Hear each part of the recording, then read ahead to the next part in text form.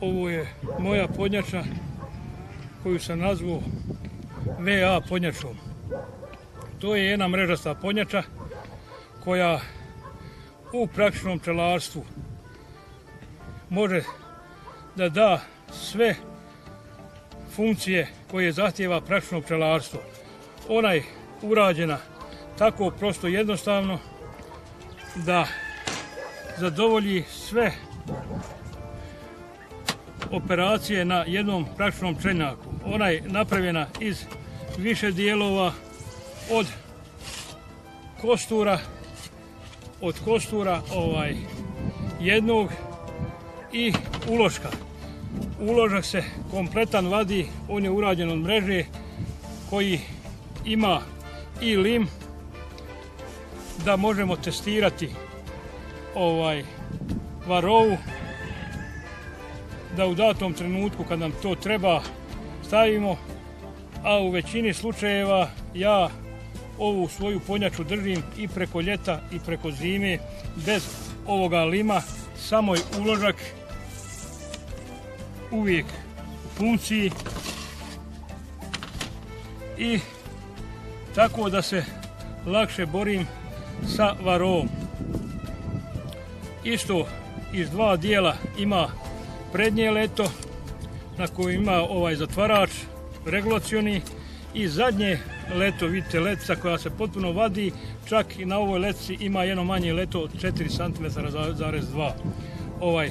To nam služi kad suzbijamo rojevni nagon, možemo preko ove podnjače da suzbijemo i rojevni nagon u datom trenutku, da se puno ne mučimo, da ne kidamo matičnjake, jer skidanje matičnjaka to je samo odgoda u rojenju. A sa ovom podnjačom postignemo 100% suzbijemo rojevni nagon.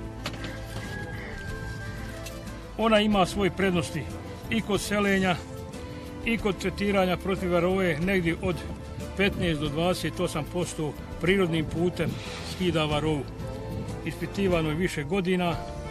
Druga prednost ove podnjače mrežaste je što rano u jesen prestaje leglo, što je mnogo prednost za zajednicu koja ulazi u zimu, a još viša je prednost što kasnije kreće leglo u proljeće, tako da nam se te zimske pčele ne iznure u rano proljeće, da ta varova malo kasnije krene, sa kojom ćemo se mi boriti tamo negdje u maju sa građevinacima u aprilu. Tako da nećemo dobiti sa ovom podnjačom, nećemo dobiti guđave okvire,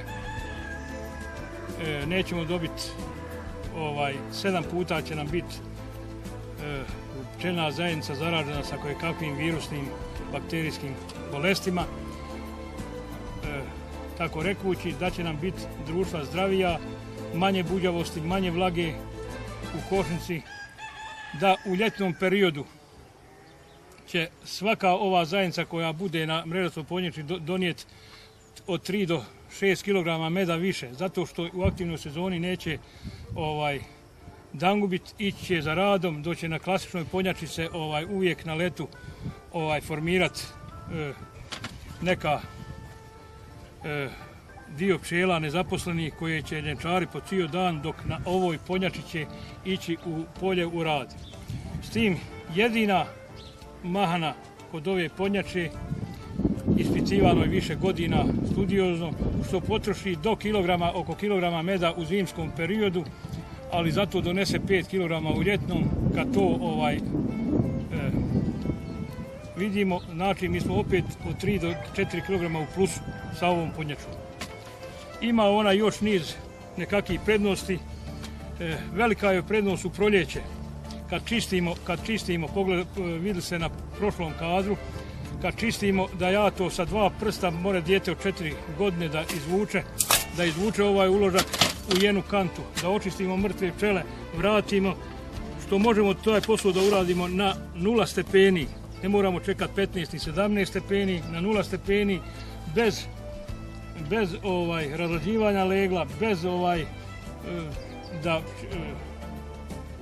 čak na nuli, čak na -5 možemo da radimo, ne moramo čekati da očistimo podnjače. i da taj posao lako završimo sa nekakvim teretom od 100 košnica, 100 kg, jer ovaj uložak nije više od kilogram i pol težak, dok moja svaka košnica u proljeće je teška negdje oko 50 kg, znači 50 skini na meraju, 50 vrati, to je 100 kg puta 100, to je 10 tona, a ovo sa 100 kg, vidite koliko olakšamo, za saha 2 vremena očistimo zajednicu i idemo dalje za poslom. Ima ona još svojih prednosti. Ja sam riješio i prihranu dvomatičnih donje zajednice kod dvomatičnog pčelarenja. Na zadnjem ljetu flaša od Coca-Cole i infuzija, ona u medicini što se upotrebljava.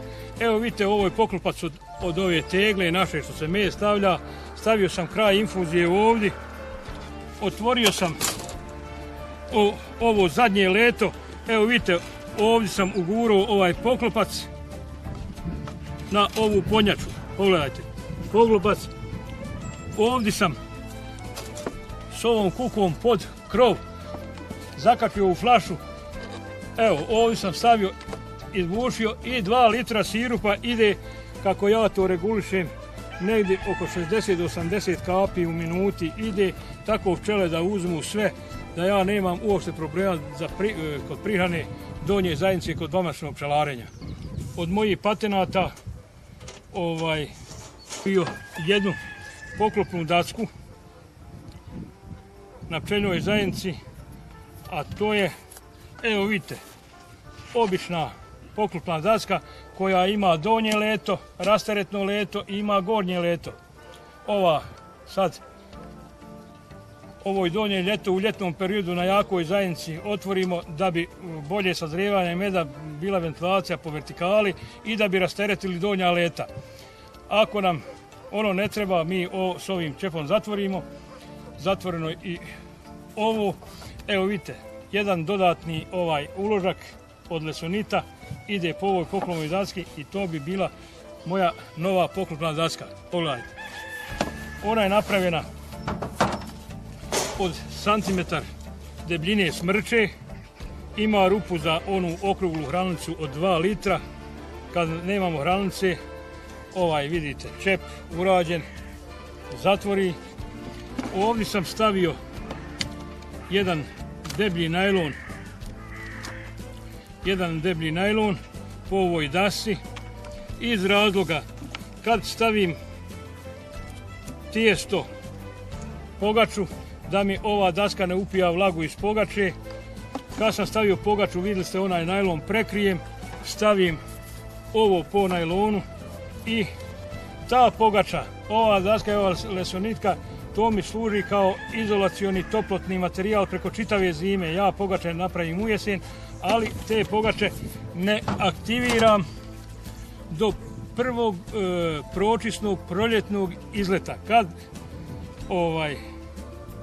bude prvi pročisni proljetni izlet, a to je negdje polovicom februara, u februaru mjesecu, ja samo vadim ovaj čep od hranilice, vraćam najlon, poklapam po najlonu i moja pogača aktivirana tad.